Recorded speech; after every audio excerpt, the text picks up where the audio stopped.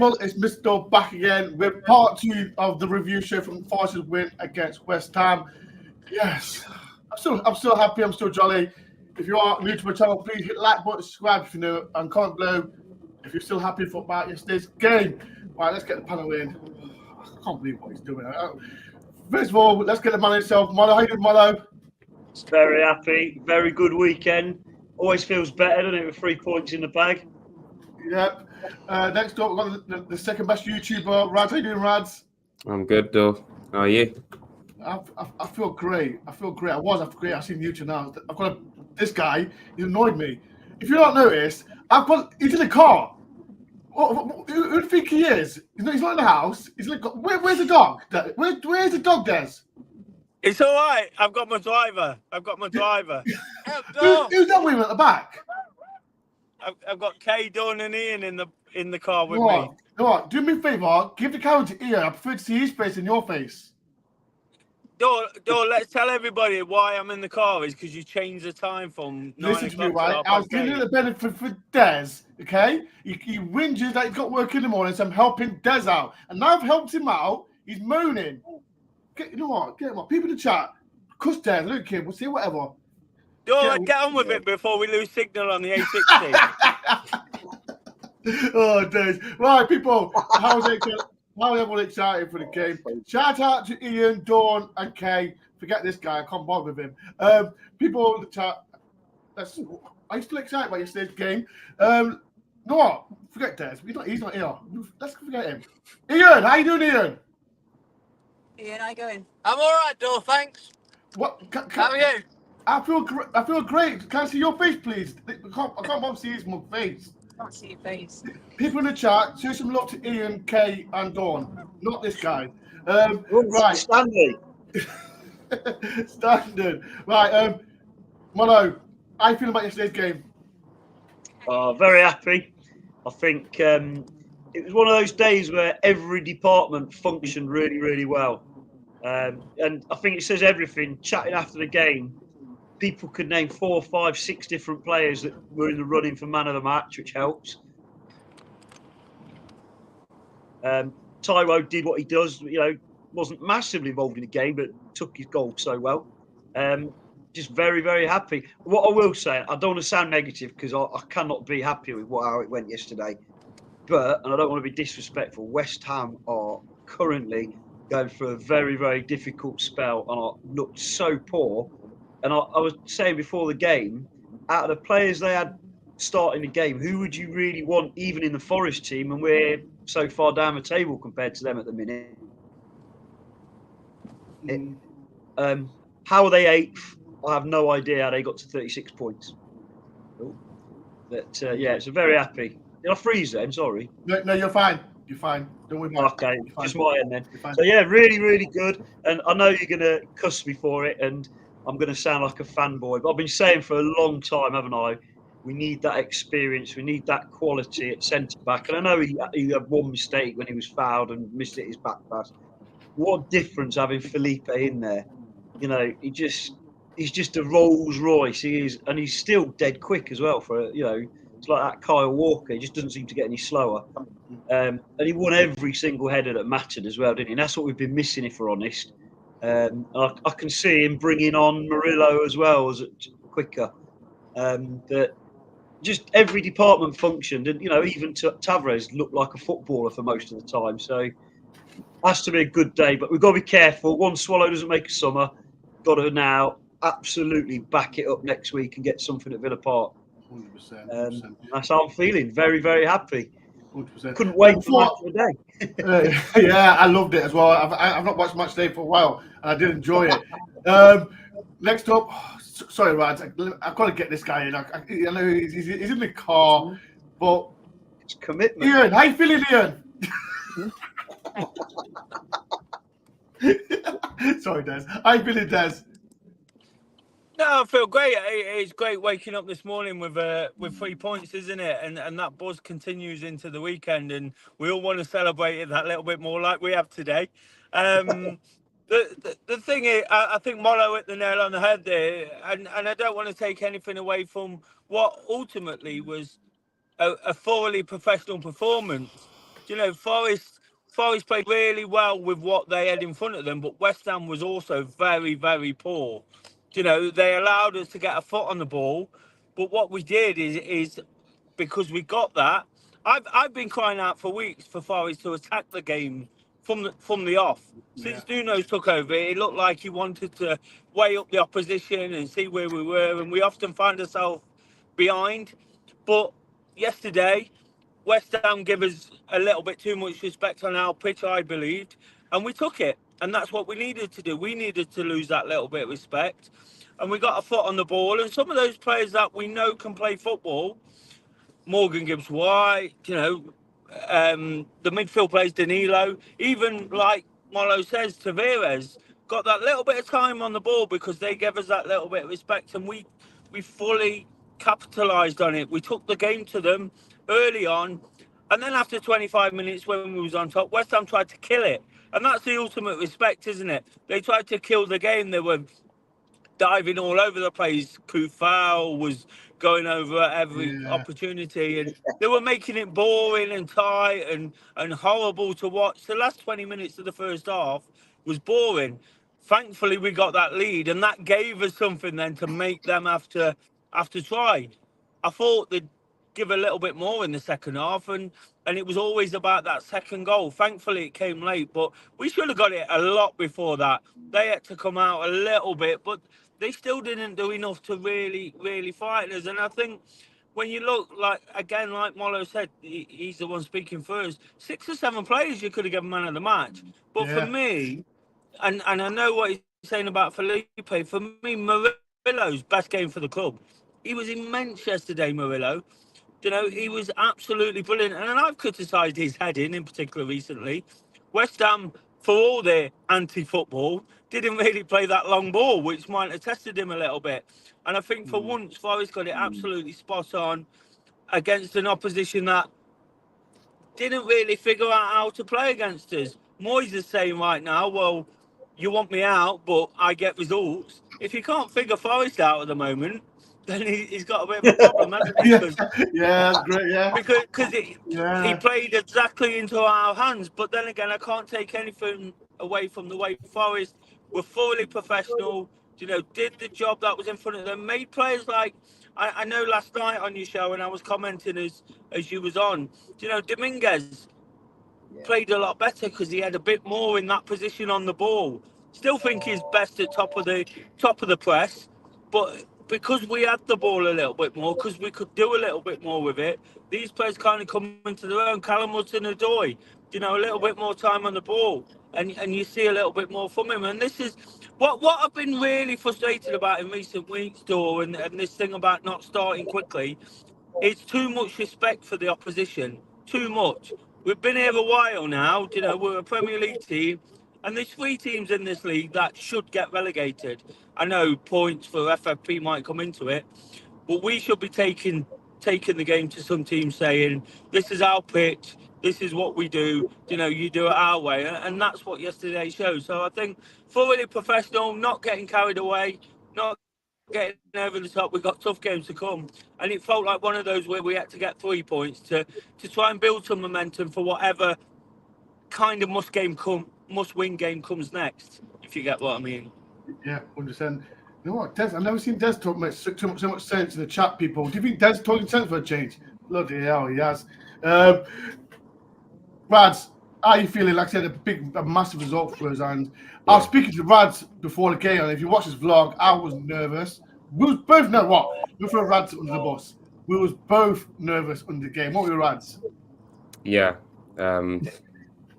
Yeah, I think it was weird going into it, really, wasn't it? I think we all kind of were a bit nervous because whenever we typically play a team that aren't doing well, like West Ham aren't, it's like, what happens? They normally end up, playing like prime Barcelona against us. And it as you say, I was a bit surprised that, I wasn't surprised, but I just wasn't really sure what to expect, to be honest. But as it turns out, it was actually one of the, if not the most complete performance I think we've had in a long time, or in the Premier League. I think there's only really been that Newcastle and Man United game this season, and really since we've been in the top flight, where I think we've properly like controlled a game. And even those games, it wasn't like straightforward. We had to come from behind, or it got leveled up. It was a bit nervous. But yesterday, the whole time we were in control, and we could have easily scored genuinely like 5 or 6. Like we had that many chances. So maybe if we're going to be at all critical, we should have scored a few more. But I'm not going to complain about that. There was 2 excellent goals. I thought we really grew into the game, in particular, because I thought the first half a little bit flat at times, especially towards the end, and then it kind of came to life at that goal, and we really kicked on in the second half. And like I say, we had so many opportunities, and as we've already mentioned as well, there's so many players that you could pick as man of the match, and obviously Nico got it in the ground, and it was thoroughly deserved. I think he's been kicking on a lot recently. Murillo might be the best defender in the world.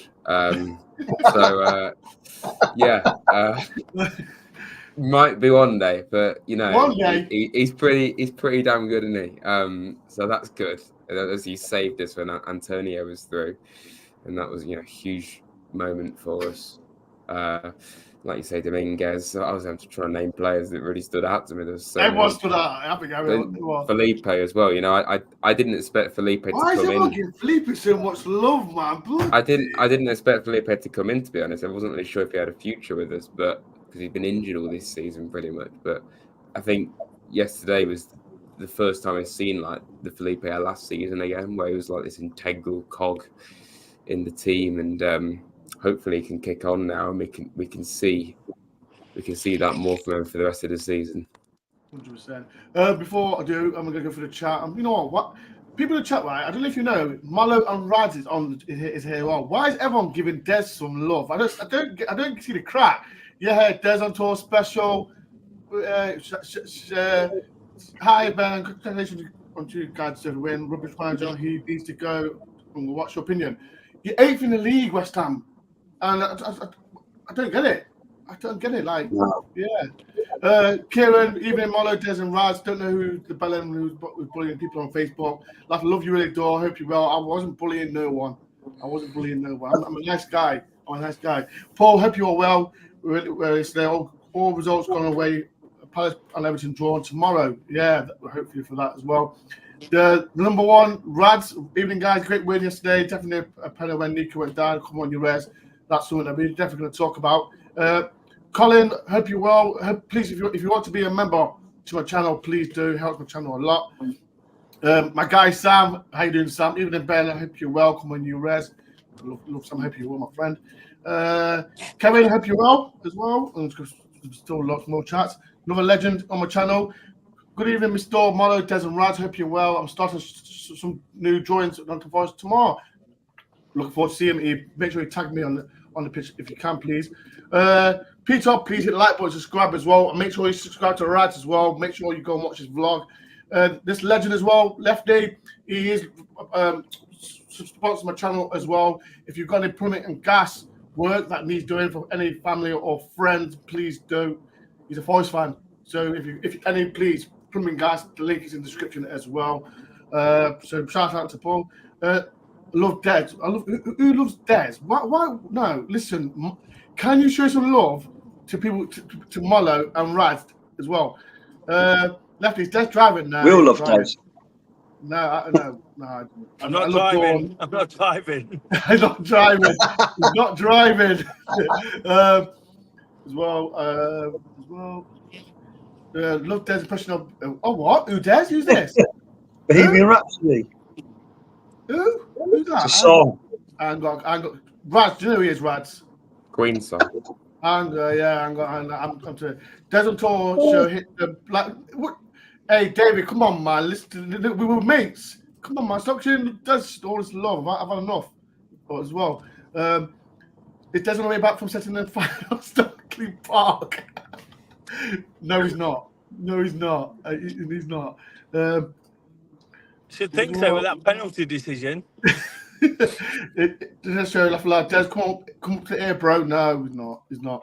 Exactly. Des, hopefully we can win and build on the confidence and get the team as well. Smash the button for DoreOnTour, please. YouTube channel. No watch along rubbish. I'm not. Alyssa, sorry, I'm not. I prefer not to speak. I prefer not to speak on that. Dor, we want more. What do you mean? We want more. What's all this all about? More Des. We don't want no more Des. I miss Darling with Des. I don't miss Des at all. No, we don't want no more Des. No, Eve, why do you miss Des? Why does everyone give? Listen, we've got Mollo and Rad on this panel as well. Can you show some love to them, please? If you can. There's only one Des. No, Mollo, you muppet, please don't. Look at Door's face. Look at his face. I'm just sick of time. Yeah, this one. Next time we have Dawn on the show. She's much better. You're not famous anymore. I've lost track now. People, like I said, Mollo, there's one question I was saying to Rad before the game, and Des mentioned it about Dominguez. I was surprised. I wanted Yates to start yesterday, but he did well in that number 6 role. Would you keep him against Aston Villa, or would you bring Sangare in or Yates in? Definitely not straight in for Sangare. I think that sends the wrong message anyway, regardless of what people might think about him. You know, I'm old school. If everyone's fit who played, you don't change your winning side. Yeah. What's it? Never beat Des Oldham. What's this? Shut up. And I think, I mean, he was superb. I saw some stats flying around today about how many challenges he wins in an average game, because he's a really good footballer, obviously, and that pass for the first goal was absolutely terrific. But he has to start for me. Whenever he's fit, he has to start. He had that little spell, didn't he, a few games after he'd signed where he dipped for a little bit. But he looks absolute quality. And without wishing to sound harsh, he's so Argentinian as well, isn't he? The way he went down like he'd got a broken leg when somebody fouled him to make sure, I think he was trying to get someone yellow carded or whatever, banging the floor and all that stuff. And then 5 minutes late, 5 seconds late, he was jumping up. No, I don't think you can change that midfield. I think Rad's mentioned it. The combination works, but Danilo is getting better and better and better. And it takes me back to when we signed him, and because he was new to the country and totally understandable, Cooper's put him wide and number 10 role and what have you, and he did okay. But when we signed him, I remember reading about him and how he was kind of seen as the next kind of Kante type player, sitting in the way he works deep. And we're really seeing it now, aren't we, the last few games when he's been playing. His defensive job, he does it so well. He makes great interceptions, blocks, all that sort of thing in crucial areas. But he's a player as well, and he gets us going forward, doesn't he? So, I think the combination of him and Dominguez looks good. Mollo, going forward, do you think that's number one partnership then, going forward in Mollo? People in the chat, do you think that's number one partnership going forward? Again, I think it's game to game. You've got to look at it's form, isn't it? There's apart from probably, I don't know, apart from the keeper at the moment and Taiwo, which is a good thing and a bad thing. We haven't really got anyone who you'd say, probably Gibbs White, nailed on starters every single game through the season. Do you know what I mean? It's about how they're playing at the time. So at the moment, I think that's our best midfield combination. And it worked as well because everything else around them was working. Centre halves was superb. And I get what Des is saying about Murillo was amazing, man of the match and all that, despite a few stray passes there, Des. It was frustrating, but no one's perfect. But it was the fact the first balls that came into the box, the first set pieces they got, Felipe was there heading it away. He's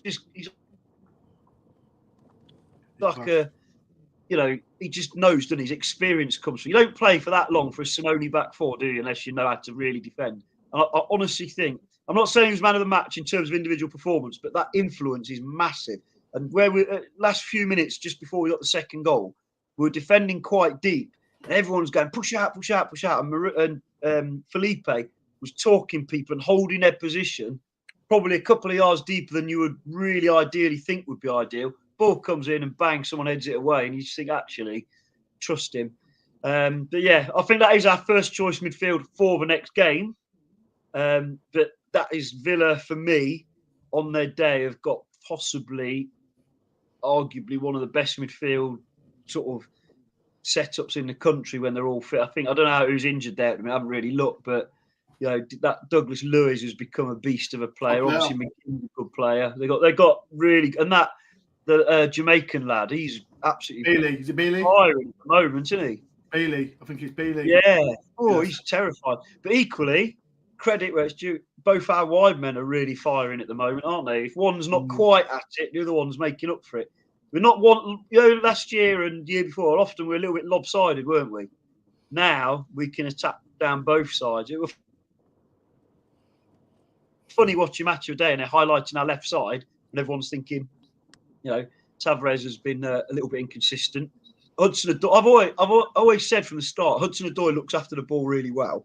But what he's doing now is obviously goals have come along, and he puts in a great cross when he gets that yard, doesn't he?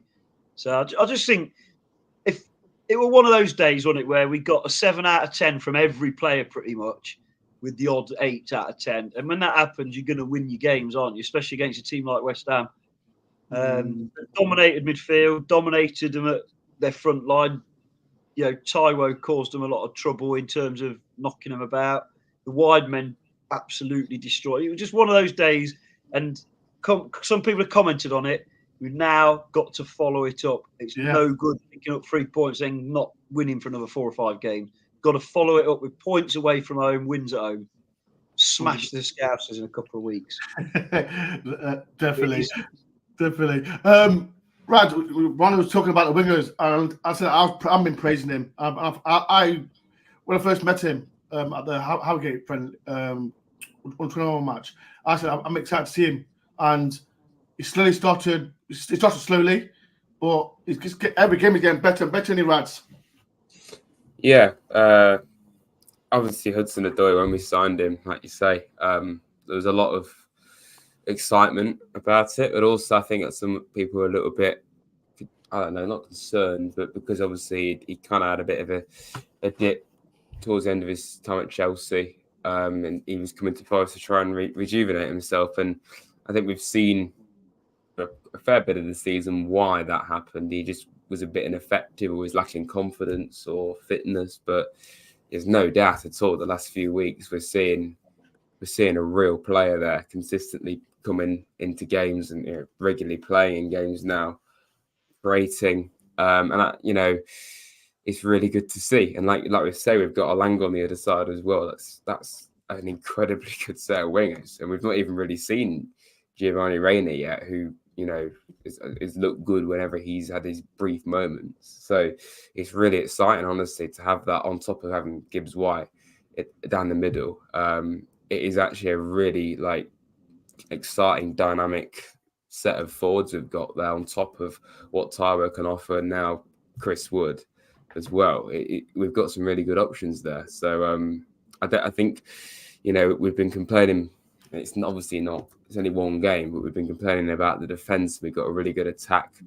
I totally agree with what Muller said there. We've got to follow it up now. We can't just have one game of winning, and should have really scored more than we did. But we also sorted out the defence yesterday, and we were much better. And then we just don't go and win for a few more games. We do need to at least see that consistency in the performances, and get points on the road, ideally, even at Villa, which is a very tough place to go. They're not quite as strong right now. I think the last several weeks have looked a little bit iffy compared to where they were, so we could exploit that for all we know. And then obviously we think we've proven we can beat anyone at the City Ground even this season. So hopefully we can keep this up. 100%. Des, you commented. I think you commented yesterday, Des, about I think it was Hudson-Odoi as well. What's your thoughts on him, Des? I think he's done all right. I think some of the flack he got early on is a bit unjust. One of the guys made a comment about him managing the ball quite well. I think the way he cuts back in, sometimes yesterday I was begging for him to go around the outside of Kufau, just a couple of times, just to mix it up a little bit. But I think he's done okay, and that goal now, that cut inside and the curler into the far corner, it's becoming a little bit of an asset, isn't it? I don't want to label him as a one-trick pony because he's definitely not. But he's doing okay. He's doing better than anything we've had. And Rad mentioned the fact that there's two wingers there. Do you know, having that pace option against a team like West Ham who haven't got much pace. Do you know, we were quite happy to sit back. What you need to exploit teams like that, and that's why I say West Ham played into Forest's hands a lot, is because we got pace to get around the outside of them. Do you know, Elanga is such an asset. Elanga, for me, is a much better player, and I know that's not the question. It's not quite worked out this season in many ways for Elanga, but I just think it's so explosive, and that's all you want to see from Hudson-Odoi, is just to sort of get at that fullback, and especially when he gets one-on-one, really go at him, because that's where he can do his damage. Sometimes when it's not quite going to plan, his touch is not quite there, you know, he's looking to come back inside, and they're looking to be a little bit too intricate. But I felt over the last few games he's really improving as a player. The Brentford game, I thought that was his best game for Forest, and he got a lot of stick after that game. Do you know? And I thought he was the guy getting the ball into the box. All Forest needed to do in that game in particular was get balls into the box, because Brentford couldn't deal with it. They didn't do it enough. So I think that whilst he's not quite the Callum Hudson-Odoi that was worth 80 million quid a couple of years ago, do you know, he's doing okay. He's doing really well. What I will say, do you know, and you were talking to the guys about the Villa game, I think we just got to be a little bit careful about sort of getting carried away on performances in this game. West Ham did play a certain way. Aston Villa are going to have a lot of the ball, especially on their own pitch. Do you know, so you look at the number 6 and Dominguez in particular. Look, he's got to keep the shirt because he's the man in form, like Molo says. But he's a player that it's about winning the ball back, isn't it? And if we're not going to have much of the ball, his distribution is not fantastic. So what I'd like to see from that point of view is Sangare to come back from the African nations and set the world alight like we're expecting him to. Don't think he's going to, because we've not seen it so far. And if it happens, it'll be like a new signing all over again. But I think I don't know why they let Mangala go. Again, I've said to you in the past, or I felt we needed a bit more in terms of distribution going forward from Mangala, and I don't question the fact they've sold him for a profit. What I do question is they've left us short with a number 6, because Yates and Dominguez are not that player. And again, we're talking about wingers and people who've got the ball in possession. When we've not got the possession against Villa, we know what kind of a player John McGinn is. Fantastic. You know, he'll take the game to us. He'll play these little slide rule passes into their strikers and pull Felipe and Murillo all over the place. That's all well and good, but we've got to get in their faces from deep. And I don't think we're quite equipped for that at the moment, because we're equipped for a game where we can take it to the opposition. I think of the West Ham game away. We should have won that game. Yeah. You know, we got ourselves in front. And it's bizarre, isn't it? West Ham are 8th in the Premier League, yet we've shown over 2 games that I believe we're better than them. But it's kind of an horse for a course, and you have to understand that in certain football matches. I just think that we've just got to be a little bit cautious of where we're at right now, and that defensive midfield position from last season, where I complained about it every week. You know how much I spoke about Foyer not doing what we wanted Foyer to do. I think it's become a little bit of an issue again. So I think we've just got to be mindful of that. And if we can fill it, and if Sangare can fill it, again, I think we can have a strong second half of the season. Because what you need from that position as well is somebody who can play the ball to the good players. What's good about Dominguez is on our own pitch against the team that are going to defend, he can get in the faces. You know, he can get the ball out to Hudson-Odoi, to Elanga. We can attack, we can give it a good go. And I think that's what really paid off yesterday. So I'll take nothing away from what they've done, Hudson-Odoi, Dominguez, Elanga, and some of the others. But I just think on a different pitch, away from home against a team challenging for the top 4, it's going to be really, really tough.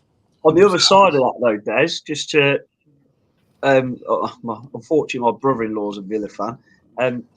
They are lacking pace at the back, lacking centre because they're injured. They've obviously got terrific centre halves, but they've got a number of injuries, and they're very, very open with the ball in behind if it's done correctly. And on that day, and that's where we're lacking. I'm going to throw it out there. I might have to disagree with you about that number 6 role. I know you're thinking the athletic big guy that comes in and dominates. But I feel like in terms of winning challenges and keeping the ball to a Forest player, I think Dominguez does that as well as anyone. He doesn't pass the ball. He doesn't get it to a Forest player. Watch him. He doesn't do that pass. He wins it and he gives it away, and that's what Mangala did. I'm not saying he would open up a defence, although he did yesterday. But what I'm saying is he'll win the ball off, in a challenge. He's won more challenges per game than any other Forest player, hasn't he? Including our defenders. Yeah, but yesterday, he wins those challenges high up the pitch, doesn't he, Mollo? He wins them high up the pitch. Yesterday he won 8 challenges, and a lot of them were a bit deeper as well, to be fair. Yeah, what I'm saying yesterday, when he won the ball and he put it through to Tyro, he was high up the pitch. And if you that was a beautiful pass. I'm talking about other. I watched the game back on TV because I'm sad when I got home, obviously in Spain. And what surprised me was how many times we did give the ball away and West Ham gave it a straight back or did nothing with it. But Dominguez dominated the midfield along with Danilo. Danilo, he gets the ball. I know he has really bad days as well because he's a young lad, but he's on the red carpet. Look, but. when he's on form, yes, don't show your dress. Don't show your dress back. Sign, please. But Danilo's the sort of player who does win the ball and nicks the ball here and there. And he can just turn and then he can open it up with the right pass. A couple of times in the last few games, he's been the guy with the little pass into Gibbs White, who's then made a unusual for Gibbs White, a defence splitting pass. But I think Dominguez is the full package. I really do. Watching him yesterday and then watching it back on TV, he had that little spell after his first few games where he dipped horribly. West Ham away was when it started, wasn't it? When he had an absolute nightmare throughout the whole did. game. He came off second half, didn't he? He came off half time. What I'll say about Dominguez, though, I think he's a full package. I'd have him in the team every week because I'd like to see Forest with a strong number 6 and Dominguez and Gibbs White. So Dominguez is the diminutive guy buzzing around, and Morgan Gibbs White's a playmaker. I'm not discrediting Dominguez whatsoever. He's brilliant, and he's had to do this job. Do you know that's the reality of it? He's had to do the job, and he's done it well. He didn't do it so well for me in the couple of games before.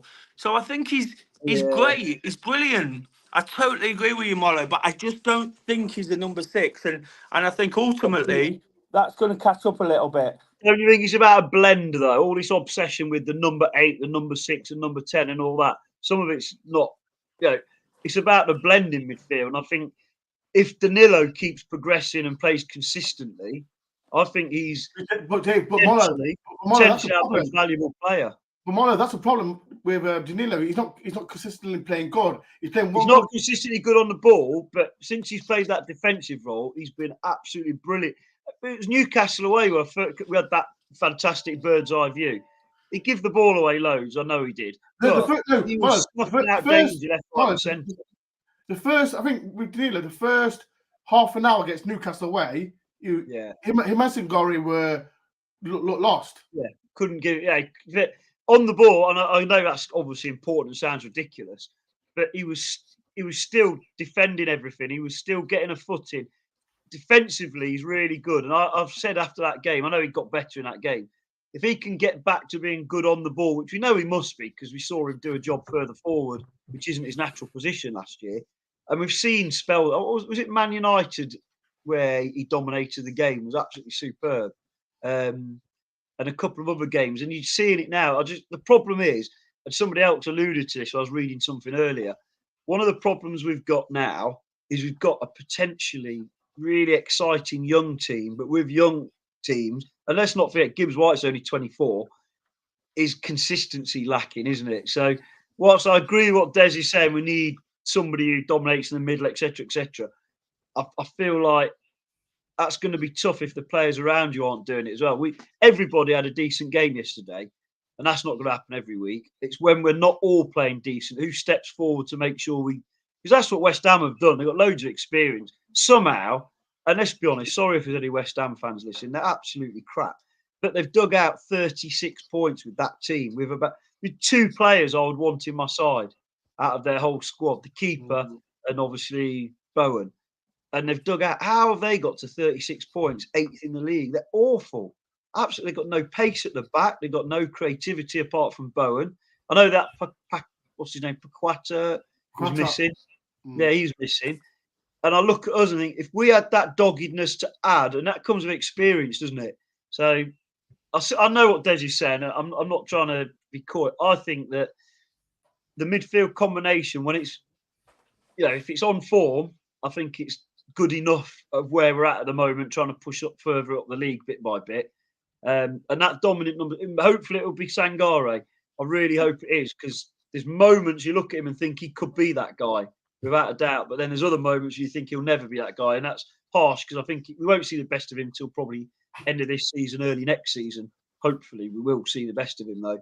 But strolling around the African nations where there's acres of space probably isn't going to have helped him either. There's probably even more space. Molo, he didn't even start for he didn't even start for him. He was on the bench. He got smashed, didn't he? That bad tackle, and went off on a stretcher and then came back on. But even when he was playing and he was bringing the ball out and he looked all majestic with acres of space around him, didn't he? And I'm not criticising him for that, but the player we want to dominate that midfield, but we need them to do it 4 games in every 5, don't we? Not just 1 in 3 or whatever it is at the minute. And same with Gibbs White. Gibbs White's touch is incredible. Incredible. Some of his control, his quick feet. But we just need more of that end product, don't we? But again, that's not going to come while he's 23, 24, 20. Maybe it will. But just on that midfield position, Molo, the reason I'm so sort of hell-bent on this number 6 thing is because you've got the players to play further forward than the number 6. You've got Gibbs White, you've got Yates, you've got the horse for the course, as I spoke about before. Yeah. So when you're playing Manchester City maybe and you're clinging on in the second half, or a big team, whoever it is, you took Yates in second half just to give everyone that kind of lift, that tempo, that thing. Yeah. And I think in front of the number 6, Dominguez is the perfect player to start the game. You've got Yates. I think Danilo's best position is playing off the number 10. No way. He's a future Kante, man. You've got to be able to see that. Danilo is a future Kante. He is everything. No, Molo, no. Wait, I've got to know, Molo. He doesn't pass the ball enough. Look at the passings. Hey, I'm not one for stats. He's 21, playing a position normally requires years of experience. You wait and see. Let's get Radji. Molo, who do you agree with, Molo or Des? God. It's gone on. Who are you going to upset? Wait. People in the chat. Who are you agreeing with, Molo or Des? Have a look at the chat. People in the chat. I see both sides of it, honestly. He's playing safe. No, I do think though with Danilo, we mentioned when we signed him, we thought it was going to be this ultimate defensive midfielder, and then he wasn't straight away. And I think we've seen recently he has been dropping deep more, and he's been very effective in doing so. While also, he had loads of shots yesterday, didn't he? I think he was unlucky not to score. I think, I do think we missed Mangala for mainly, I think, for ball retention. I just think, we've all been complaining about how we don't keep the ball enough or well enough. And I think even at times yesterday, we kind of gave away the ball a little bit too much. Yeah, but, definitely. That's still a big issue for us, in my opinion. And that, if anyone was good at keeping the ball consistently, it was probably Mangala, because he was in just tight situations and picking out, any kind of pass. He was excellent at it. So it's sad that we've lost him. And if anyone was going to be like that more anchor, number 6, it probably would have been him. So it's sad that we've lost him for that reason. And hopefully Sangare, it's probably why we signed Sangare, isn't it? To be that number 6. And we just haven't seen it yet. And You can't really. Yes. Brad, stop dodging the question and answer it. Who are you going for, Molo or Des? He's dancing away with it. What, to play in number 6, Dominguez or Danilo? Is that the question? No. Is Danilo a sitting midfielder? The deep line midfielder? The Kante role, or what was his name before him at Chelsea? Makelele. I wouldn't say it's Kante. I wouldn't say it's Kante personally. Thank you. So you agree with Des? So you agree with Des? Probably, yeah. Yes. I don't really know. Do you know what I'll say about this, right? I think he's got all the attributes to be that number 6. He really has. You know, the way he sort of caresses the ball and he does that step over, moves it out to the fullbacks and does what he needs to do. I just think for Forest, in the current predicament, you look at the Brentford game, for example, Brentford last season, and wanted to get the Brighton game towards the end of last season. I just think when he's running from midfield, we've got another asset. We've got a player that we haven't got. Do you know, somebody who can break into the box. The old Steve Hodge, do you know, getting into the box and scoring goals. So I do think he's got all those assets to be a number 6. I just think for Forest at the present time and where he is at in his career, he's much more effective playing a little bit closer to Morgan Gibbs-White. Because when Morgan Gibbs-White and Danilo play together, they're unbelievable. They're off the scale.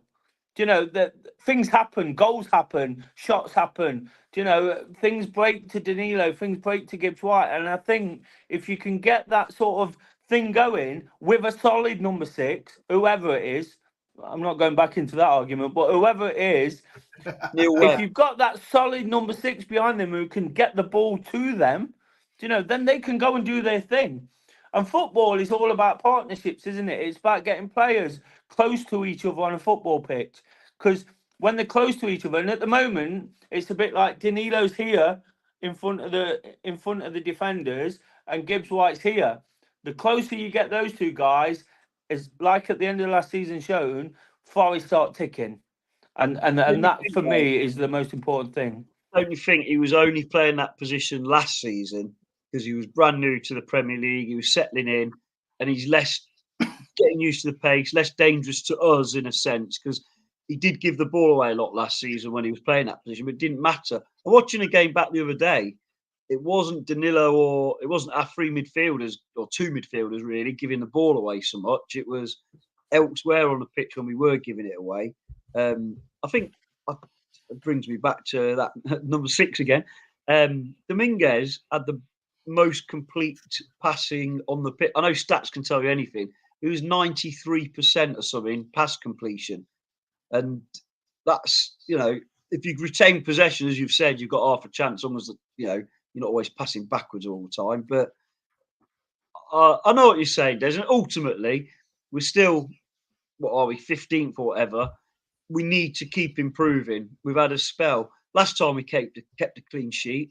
I seem to remember we thought the world had turned it around. You know, okay, was that Villa?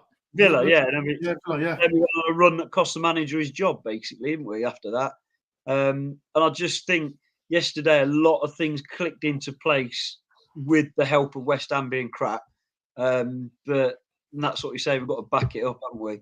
But it's good to at least we've got options in the midfield now. It's not that long ago we didn't. Do you know what I mean? And I agree. I think Mangala was playing some really good football. And I think this is going to sound a bit defeating. In a better team, there's a place for him. I don't think he gave us enough at where we are. And it's no coincidence that our results weren't great when he was the main man in midfield overall. And that sounds really stupid. That's a good point. That's a really good point. I know it sounds ridiculous in one way, but, you know, Dominguez has given us more in terms of the forward stuff and the defensive stuff. Yes, he hasn't got that lovely little turn that Mangala's got, you know, to get out of trouble. But equally, it must have been tough in midfield for the last 20 games, knowing if you give away a free kick anywhere in our half, it's as good as a chance for the opposition at that point, isn't it? At times, you know, and that's changed. I mean, we didn't give away so many free kicks yesterday, but Ward-Prowse's delivery, as good as it was, they didn't really threaten us, did they? Because you know what, Molo, him and Phillips I can't remember. Terrible. I know Phillips got sent off on that, but I can't remember. Yeah, one Price had one free kick, but I think he went over the bar. I think he was. But his other free kicks, he put in some good balls, but we dealt with them. We defended properly. And if you watch it back, it was more often than not, it was something coming off Felipe's head. You know, it wasn't always a clear, clean header out, but he gets something on it to make sure there was nothing, no headers for them. And I'm not saying Felipe's man of the match. That's not what I'm getting at. I just think he gives you a calm presence. He knows the game inside out. He knows how to defend properly, and nothing intimidates him. He's up against, all right, he might not be quite as quick as he used to be and coming back from injury, but he's up against one of the henchiest guys in the Premier League, and he was happy to go toe-to-toe with him and turn it into a physical battle that in the end, ultimately, he won, even though you're like holding your breath a few times. Brilliant, I thought. And I think he'll help bring Murillo on even more quickly. And in Murillo's defence, go back to something Des said earlier, and 100%, there's been times a month or two back where I was thinking Danilo needed sticking out at left back or resting, because you just can't be so bad in the air as he appeared to be. He's obviously worked a lot and he's improved so much.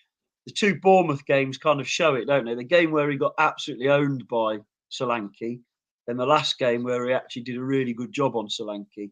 I think you can see his improvement is like that, isn't it? It's incredible. And I've been his biggest critic with his heading.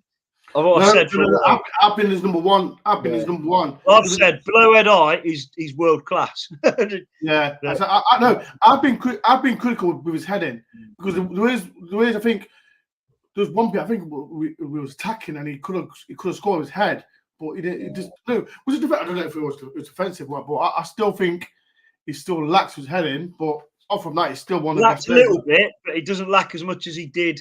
Yeah. A month or two back. He's learning fast on the job, isn't he? And I've credit to him for that, because on the floor, he's absolutely superb. I know his passing was a bit off at times yesterday, but in terms of defensively on the floor, he's really, really good. And he's got that natural ability. People saying he should play defensive midfield don't know football. Sorry. You know, the amount of time and space you get at the back bringing the ball out, of course he's going to look good on the ball because he can ping a ball. But his natural defensive instincts, like the covering for the back pass yesterday, he's got everything, hasn't he? You know, I'd go so far as to say he's the best centre back potentially I've seen. You know, since Felipe last season, but other than that, since Colin Cooper, you know, potentially in terms of keeping the ball out of the net. He's got a natural instinct, doesn't he, to be in the right place at the right time when the ball's coming into the box on the floor or through the middle. He's obviously quick and strong. I think I'm not quite sure I buy into he's going to be at Man City in a year's time for 100 million sort of rubbish, but he's a very, very good player potentially. 100%. And he's our player. He's our player. People have got probably got 10 minutes to go, but still a little bit to talk about. I'm looking for a chat. Mr. Dan said Dominguez can both hold and attack. We are blessed to have them both 100%. Mr. 100%. My guy Curtis, big Arsenal fan. Even lads, great win yesterday. I think we took away West Ham's confidence by smashing them 6. Huddersfield's bargain season. Curtis, listen to him. You did, but they only had 6 chances. We had 10. We had 10 chances. Their goalkeeper kept him. Yeah, he kept him. He did some great saves. Make sure everyone subscribe to Curtis Shaw, one of the biggest Arsenal fan YouTubers about. So if you can, please go subscribe. He's a top lad, 10 times man. So please go subscribe to the man Curtis Shaw as well. I'm not gonna lie. I want Arsenal to win the league. I'm not saying it because Curtis is here. I do want them to win the league. I don't want Man City or Liverpool. Anyone but Liverpool. Everything but Liverpool. But Arsenal, come on, just win it. Just win the league for us. It would be nice. Shout out to Curtis as well. Mr. Dan, let's not overplay West Ham and Paul was being poor. We should have been up for it yesterday after the Arsenal result, but we didn't let them get a hold of the game 100%. This is why I said about, and I'm going to get talked to Rads about this, when you're keeping players like Ward-Prowse, Phillips, quiet. I couldn't remember them. You can't put Phillips in the same class at the moment. No, but he is. He's good. Come on, but the thing about Phillips, I thought he had a good first half. He was the one that broke up all the play. And again, it's that dirty side of it from the number 6. you don't always appreciate. He was the guy who got in front of everything and made it horrible. You know, there was a crunching tackle out on the touchline, and it was just what your number 6 does when the game's going against you. Grabs hold of it. Unfortunately for him, he had too much to do in the end, and he ended up having to like foul people and pull people back because there was overrun. But I think he did okay, and like Dor says, he is one of their better players. He's a class player. Well, would you not take him? Would you not take him at Forest? Oh, what? It would. worries me. He's a good You know what it player. reminds me of? He's a good It player. worries me of he's like, you know, sometimes a player, they lose their confidence in their half. I mean, he did the simple stuff. Obviously, he can pass a football 20 yards. Yeah. On the ball, did all the simple stuff. And he was going really deep to receive it when they didn't need him to be really deep. And of course, he's going to win a few tackles. He's a dirty Yorkshire so-and-so, isn't he? He's going to get stuck in. The West Ham fans call him, when everyone call him the Yorkshire Pilo, they call him the Yorkshire Pudding. That's what they Watching the game back, he didn't really win any, 60-40 tackles that he wouldn't expect an athlete to win. He didn't read the game amazing. You think, oh, if he hadn't have been there, we'd have been through there, anything like that. I know what you mean, Des. He seemed to be involved a lot. I think that was more a case of their keeper. I thought their keeper was really good. But that's when Moyes admitted that that's not his Moyes' game, is it? When they asked Moyes about the Moyes out things, he said they don't like the way I play. So he's there to do that horrible, nasty, dirty stuff and get it toward Prowse and Bowen. That is, I agree. Because it's anti-football. It's anti-football, Morrow. It's horrible. Yeah, I agree with that. Better in a better team. Of course, but he didn't look so good when he played for Man City, who aren't a bad side. Come on, you don't get that team, is it? That's a comparison, isn't it? Hey? That's a strange comparison because he's playing against Rodri. I know. No, when he was playing for them, though, he was awful, is what I'm saying. And it's bizarre. It's like, sometimes people just suited to one team, aren't they, occasionally? Perhaps a bit harsh with Gary Birtles, for instance, world-class centre-forward for Forest. Couldn't hit a barn door at Man U. But whether he's not comfortable outside of his home, I just don't get it. You don't see anything. And he was really good for England a couple of years back. He's just a player who's had his confidence sapped out of him one way or another, whether it's the way he's been treated or spoken to, or he's training with players and looking around and thinking, I'm not good enough for this sort of level, playing at Man City when he did. I don't know. But I don't think he did anything that any other typical number 6 wouldn't have been able to do compared to a really good number 6. He didn't launch attacks or anything once he won the ball, did he? And he lost the ball as much as he won it. Maybe I'm being super harsh, but watching the game, I didn't even realise it was Phillips in the first 10 minutes. I didn't. I said to Malcolm yesterday, is Phillips playing? But I didn't see the West Ham lineup. And I didn't know he was playing, but I still take him. But whatever if you like it or not, Molly, I'll still take him. He's still a good player. I wouldn't want to pay big money or big wages for him in case he could be a next. What was that lad at Tottenham that was amazing and then went and he's been terrible and his career's almost ended? Eric Dyer? No. He's still a player, isn't he? More creative. Say again? Holberg. No. The one that used to play for Tottenham went to Everton and then to Turkey, and his career seems he started at MK Dons. Oh, Dele Alli. Yeah, Dele Alli. It's almost like that at the moment. It's not too early to say if it'll go that way. Dele Alli, I remember watching him play and thinking, what a player this kid is.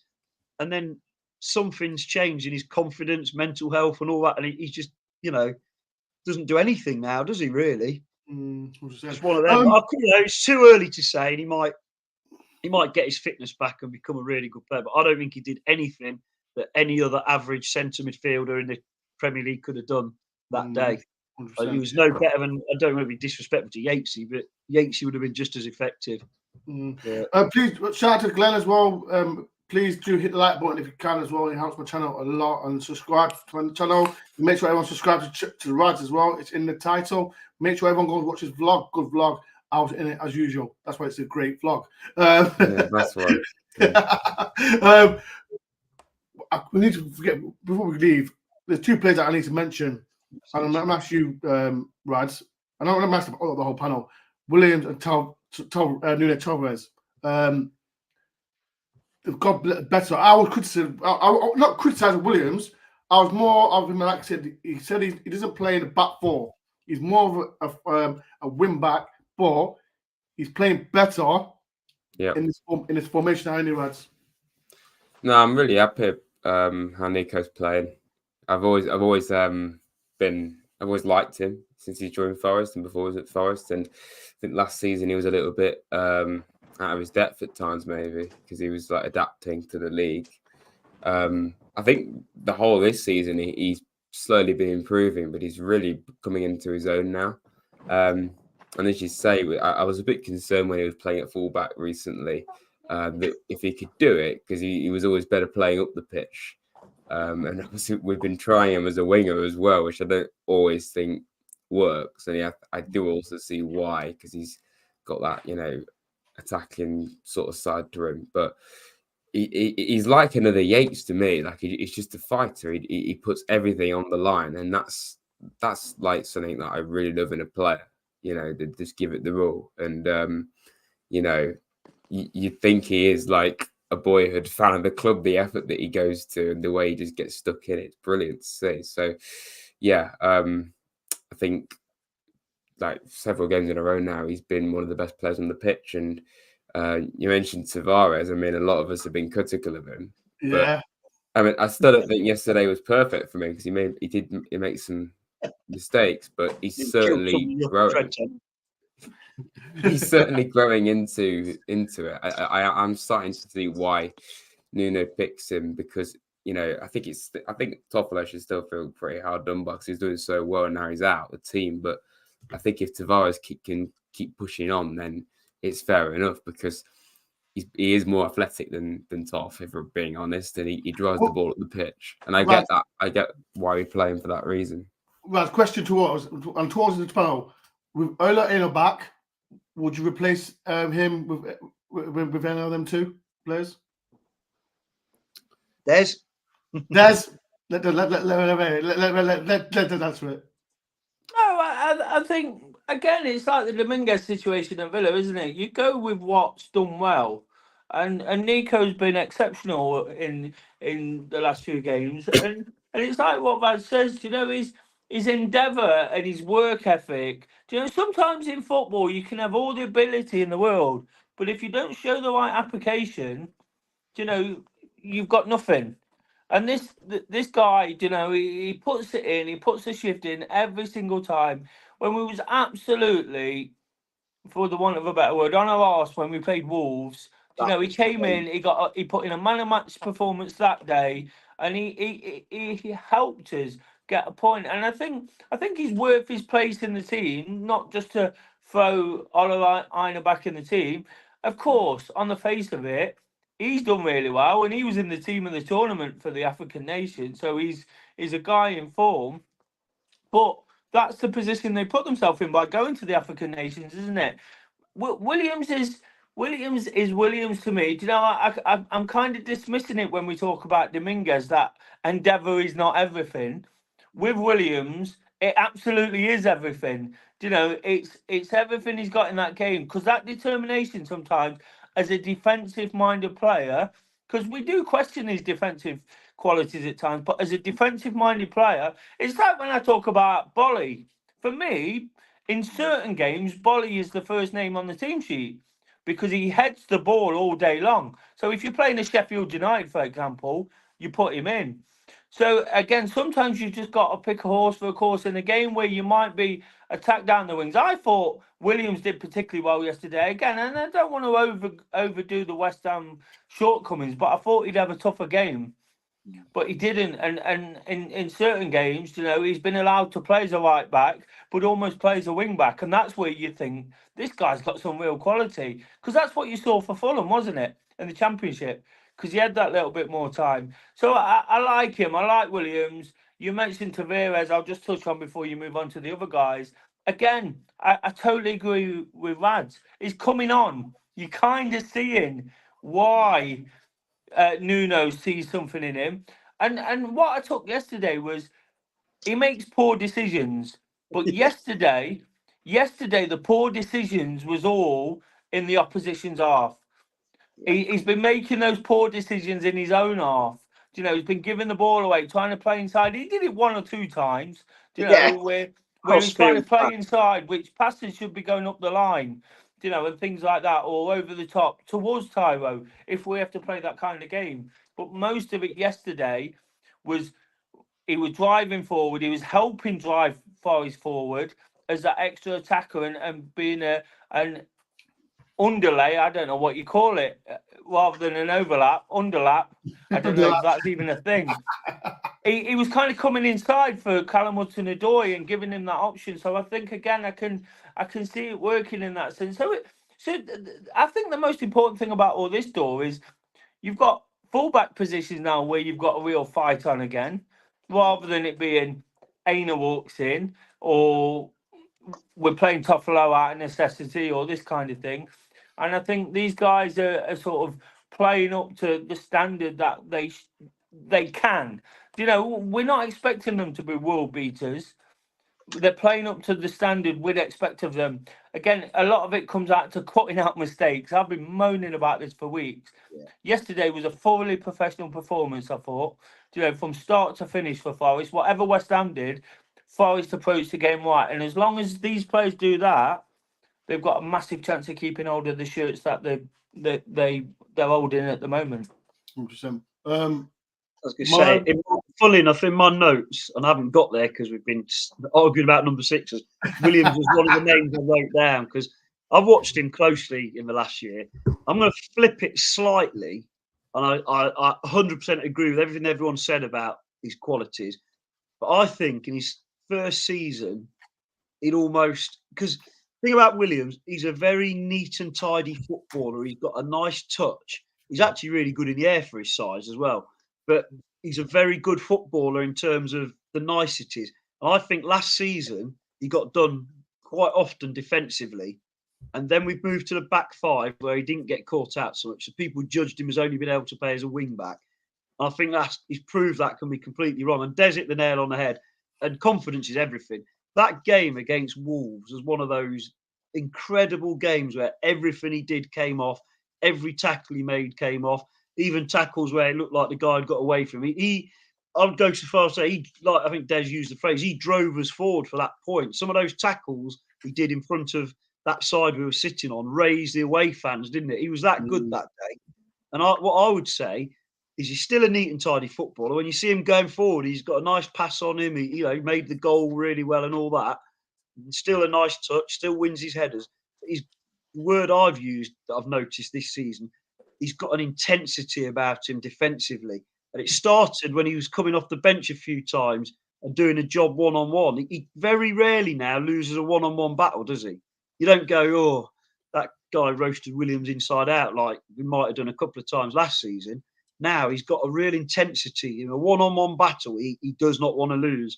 And he wins a lot of, he gives the opposition a throw-in by winning a lot of those tackles where the guy tries to take him on.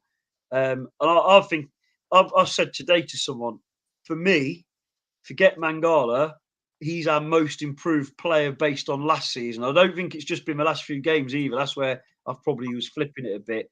I don't think he's had too many poor games this season. I think he's come on and done a job.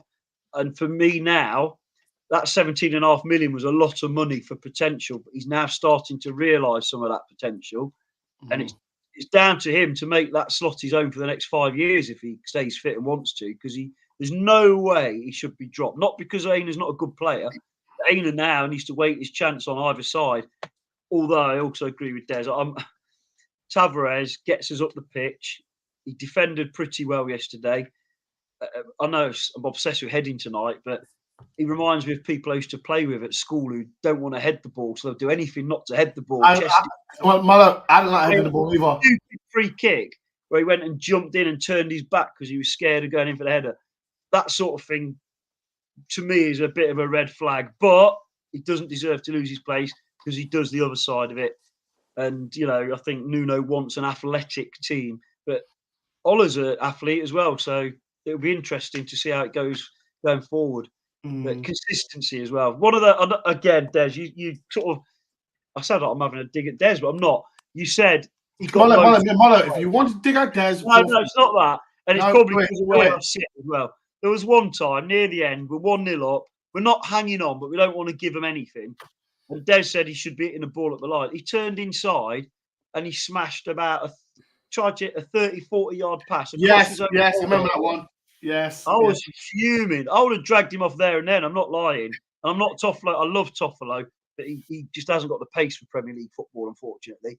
And I'm just looking at that thinking, what the hell is going through that guy's brain? And we know what was going through his brain. Nothing. And that worries me that he can do that in a game that we're relatively comfortable in, but it's still only 1-0. So that's my only thing is, if he can still do that yesterday, that wasn't a mistake where you've slipped or you've mishit a pass. He made the decision to turn inside and try and play a 30, 40 yard pass across his own goal too. I presume it was Williams, but thankfully it went straight out of play for a throw into them, didn't it? But so I don't know. The problem with this is, Mono, there's too many of them making those mistakes. Yeah, 100%. Hudson-Odoi did it. And I totally agree with Tavares. He wouldn't be in my team. I wouldn't pick him. I'm being subjective on what I seen yesterday. Because there's too many of them still doing that stupid stuff. And that's what I'm saying. Just get it on the pitch. Just do what you have to do. But the irony was, he was linking really well. You know, the little triangles with Murillo and Hudson-Odoi and whichever midfielder came across. They were getting out of trouble really well before that.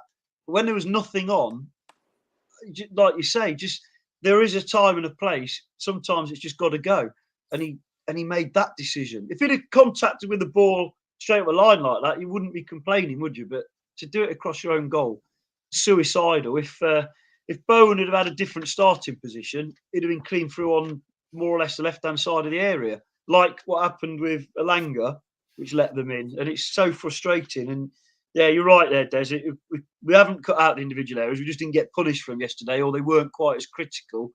Or the one Felipe did, I still maintain, because that was in front of us, was actually a very good foul by, by Antonio. As he was about to pass it back, he tugged him back, didn't he?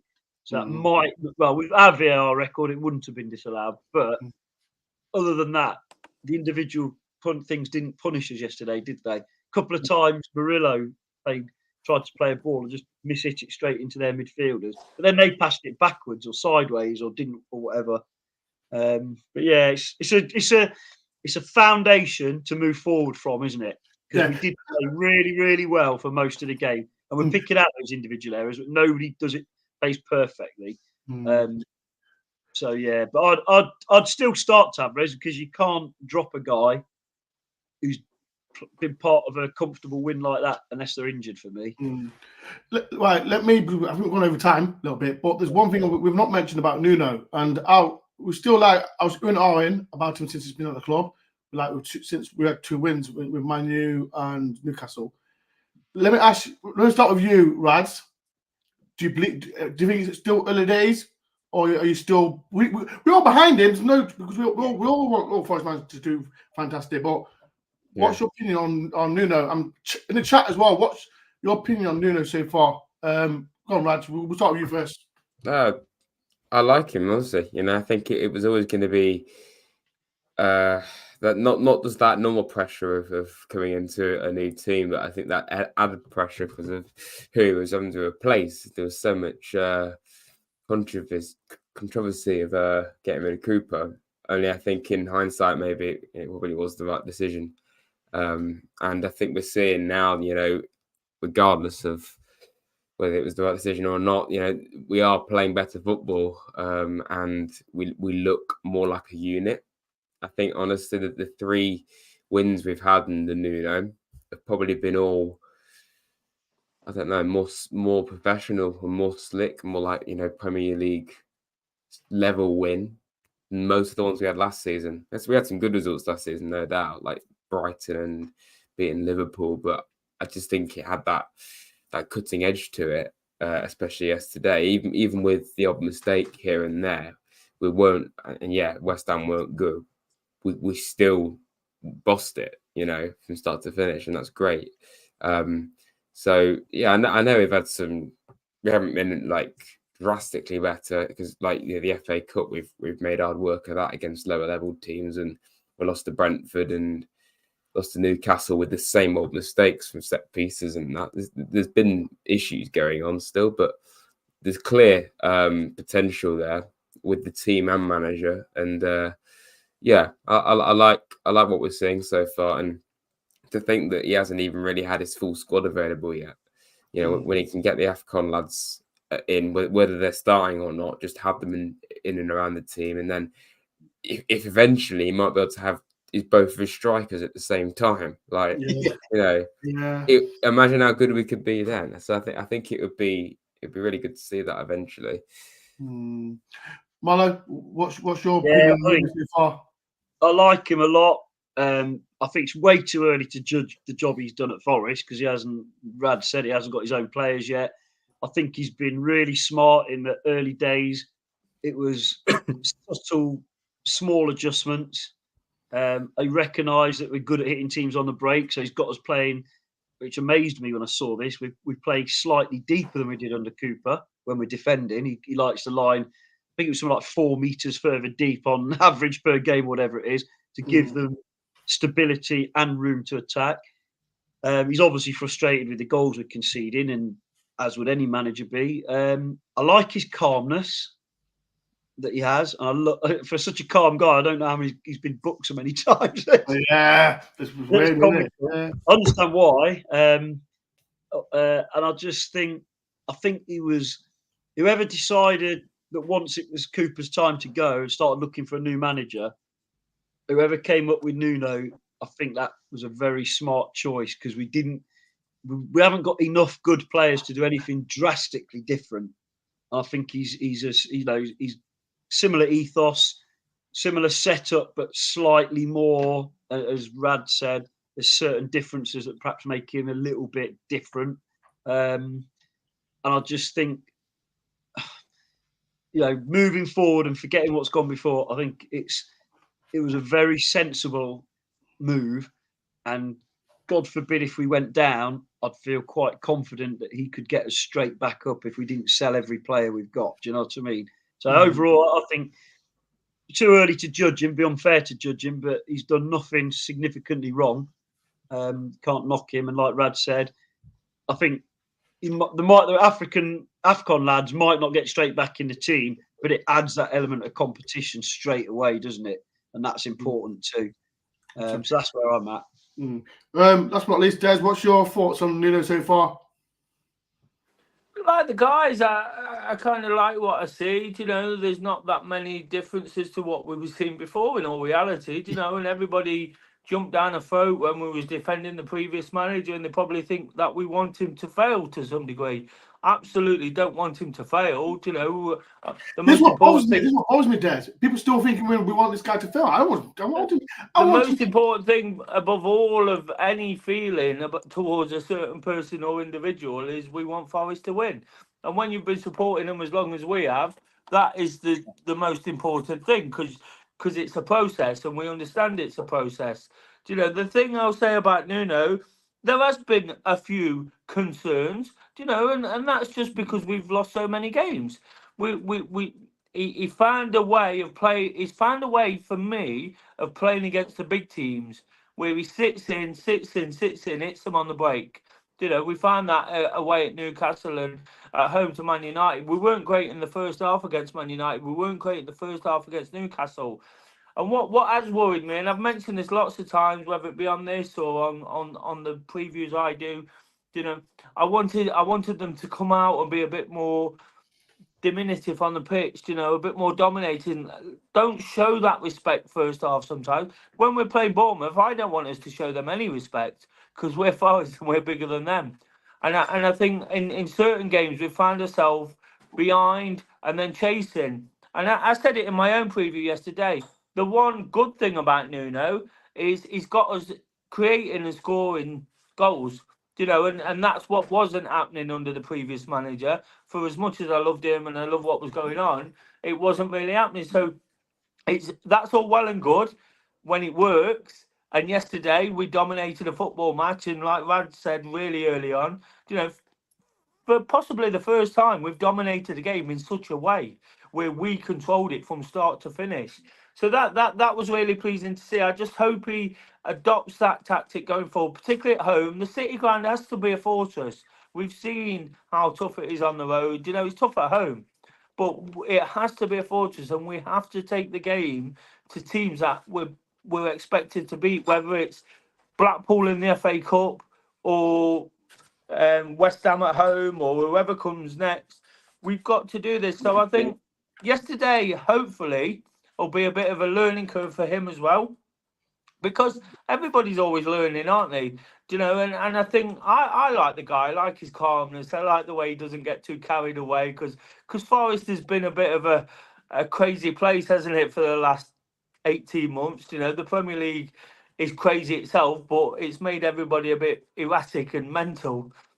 And Nuno amongst all of us who are losing our shit over this, that, and the other seems to be the one who's not. So I like all that, and it bodes well, because that's leadership. That's my management and leadership, and that sets the example. And it seems, again, you could bring certain players into what I'm saying here, like Hudson-Odoi maybe. You know, even to some degree, someone like Divock Origi. You know, you getting a little bit more from them. You know, I'm not saying he's done much, because he hasn't. I'm not getting carried away on that one, but it's just showing that those leadership skills to get us through difficult situations, and that's what it's been over the last couple of weeks. Eh? He made the second goal, didn't he? Yeah, he did, and but we can't get carried away because his back flick came off. And what I'm At least saying he's is, done something now. he's a manager that's carried us through this difficult situation. We've got to win. We can't say we've turned the corner, but hopefully some of that influence is starting to rub off. And his frustrations are there. Seen it from day one with the goalkeepers. You knew he wanted a new goalkeeper. You know, the conceding goals at the back, he's found a way all of a sudden of Murillo's probably taking advice and information and inspiration from him, you know, in the fact that he's playing much better. Yes, I agree with Mollo. Felipe is a massive asset next to someone like that. But again, you can only work with what you've got, and he seems to be doing it. To get the wins we got early on, it looked like it was going to be a bit of an incredible journey for the next few weeks. But the reality is we have been poor in the main. You know, we're not the greatest Premier League side. There's probably 3 worse off than us, but this guy can do enough to keep us up and win us the games. But we have to sort of adopt those tactics of hitting teams a little bit earlier than we have, because if we get behind, it becomes an uphill battle, and then it becomes a basketball game. You know, Newcastle really, and Man United could have gone either way to some degree, couldn't it? But thankfully, the opposition fell to pieces, you know, and we kept it together. Yesterday, we kept it together, even when West Ham was up to their antics, you know, in the first half, killing the game, you know, fouling, lying down on the floor. Thankfully, Forest kept the head, and that's what I'm saying about the calmness. It might be that's starting to rub off in this kind of subconscious way on the rest of the players, and making them believe that we can actually do this. 100%. I'll just add something to what he said there, and I agree. Yeah. I agree with everything you've said there, Des. I think I'm not going to repeat exactly how you said it, because some of my students might be watching. But you're right about the craziness of the Premier League, and I think some people have attached that a little bit to Nuno as well. And I agree with you, and that's why I say it's early days. I like what I've seen from him generally, but I didn't like some of the goals we've conceded. Didn't like the defeats, all that stuff. And you're right, that Newcastle game could easily have gone the other way, because they had a chance, didn't they, just before, when Murillo lost the ball and they nearly scored, and then we broke up the other end to equalise. But somebody's put on the chat, I noticed, there's going to be pitchforks and that. I've got to leave Des alone. I agree with 99% of what Des said. We just had a little technical difference on that number 6 role, and who we think could and couldn't do it, or whether they wasted doing it. But yeah, there it is. Look. So Des, I like Des a lot, and I agree. He speaks a lot of sense most of the time, but I just think there was a small difference all the time. It's all right, David. Don't worry about it. Mollo's always here, just causing a bit later. Big guess for number 6. Yeah, there's no Leicester fans watching. Hey, I don't pat the Leicester fans. Those of you Leicester fans were still upset with you, Marlon. But that's the division. If Leicester get promoted, if Leicester get promoted, they are going to get promoted next season. But that's a different show. Right. You know what? Before we do go, we've got to do one last thing. Who's your man of match, Rads, yesterday? Oh man, we've already said it could be a lot, but I'd probably go with Nico. Okay. So which one? That's sitting on the fence because both Nicos could have got it. Well, that's not what I actually meant, but I could easily go with Dominguez. But I just refer to Williams as Nico. But I'll go with Nico Williams. Okay. Right. Molo. I'm going to go Dominguez as well. Get involved. Yeah, I agree again. There was 4 or 5 easy contenders. I'm going to go Dominguez purely because having seen his stats and that pass for the first goal that changed the game, well, not changed the game because we should have been 3 up by then, shouldn't we? But got us in front. So he did it at both ends of the pitch, I suppose, is what I'm saying. Like a true number 6. Yes. I've said it numerous times already, Murillo. Honestly, yesterday, and I accept what Molo says about Felipe. He played outstanding. The people I mentioned alongside Murillo as being outstanding was Nico and Felipe. But I just thought yesterday that was such a mature performance. Yes, he gave the ball away.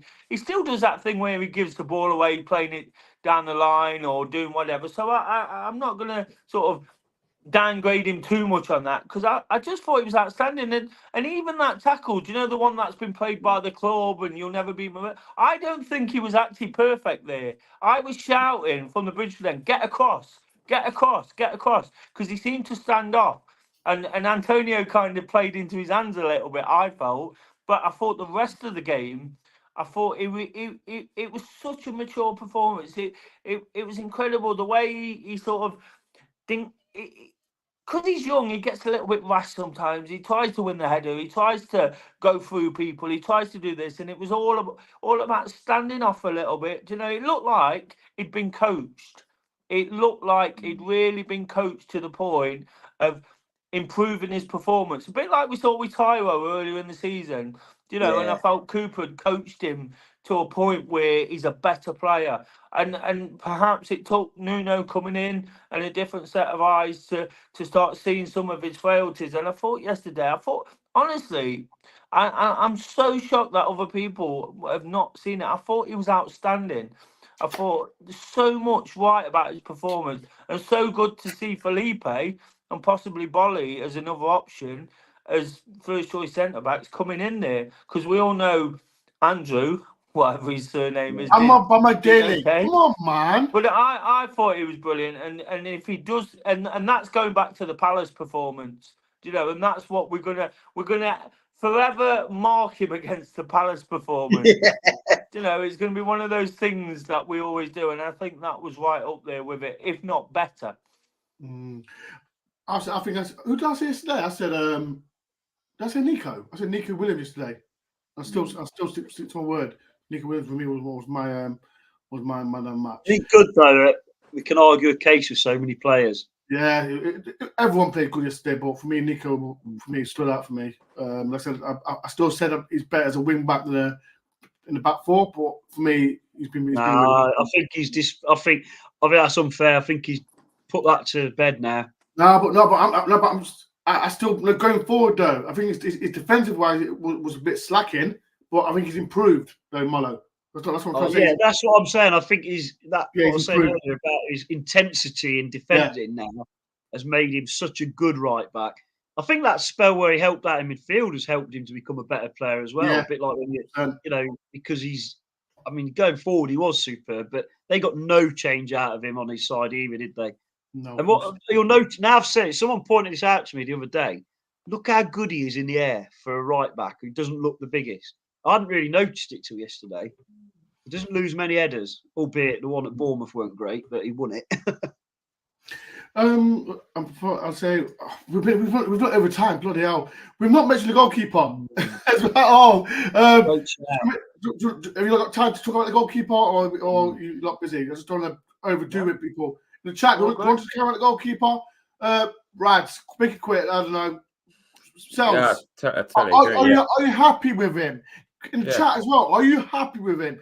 I don't think he was tested yesterday. He could have read a book or done a watch along, but no, he didn't. I mean, he could have done, yeah, but he was at least in the ground, so.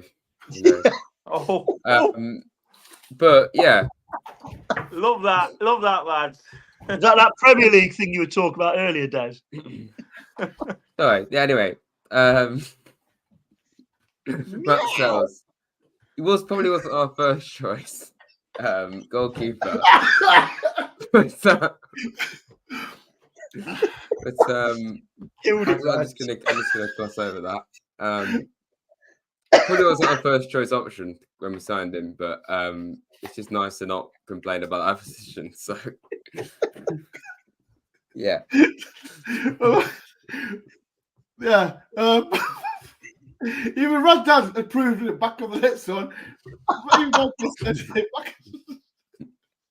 Right, I think we'll call that. It's been a great show. I've lost it. I just went for it. It was on the floor. I had to get it. That's why I went off the show. Right. Yeah. It's been a great show. Yeah. Rad, any more videos this week coming for you? Yes. Yes. Stay tuned, everyone. Go subscribe to Rads. Please go subscribe to Rads as well. Yes. Des does his before and after games as well. Go and follow on Instagram. Huh? I don't do anything. I'll just come talk to you. Molly just comes. He just comes. But yeah, make sure everyone subscribe to Rads on YouTube. Make sure everyone follows Des on Instagram because he does and on Twitter as well. He does his before and after games as well. So it's a bit of knowledge as well. And as well, Des is doing his run as well. So Des, before we do, talk about your run that you're doing. Yeah, I'm doing coast to coast in August, so September, 7 days, 7 marathons. It's absolutely ridiculous what I've set myself because I'm not fit enough to do that. As anybody who's seen me in the city ground drinking beer, and I've had a couple this weekend.